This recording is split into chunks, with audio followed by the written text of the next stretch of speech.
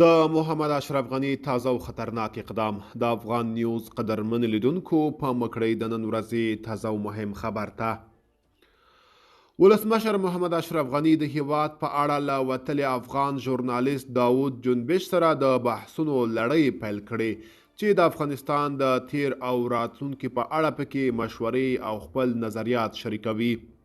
ښاغلي غني د بحثونو د لړۍ په لومړي پړاو کې چې نن خپور شو افغانستان له سومالي سره پرتله کړی او له بشري وضعیت اندېښنه ښودلې ده.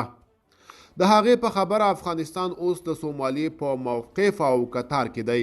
که څه هم نړیوالې ټولنې په تیر کې د افغانستان په اړه ګټوره او کارنده طرحه نه درلوده، اوس دغه هیواد له پامه هم غورځولی او هیڅ ډول لیوالتیا ورسره نه لري.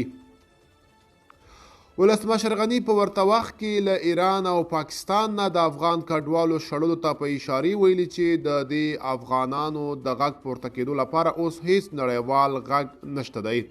هغه په افغانستان کې د کډوالو وضعیت ته غبرګون ښودلی او زیاته کړې ده. موږ مخکې هم ولس ته عرض کړی و، هغه سوله او ثبات چې موږ یې هیله درلوده متاسفانه ورونه رسېدو. خپله باید ملاتړ او لازمي اجماع ته ورسیږو. د هیواد ولسمشر په ورته وخت کې ټینګار کړی چې د بحثونو په دغې لړۍ کې به د هیواد د راتلونکي په اړه مهم او ګټور موارد شریکوي.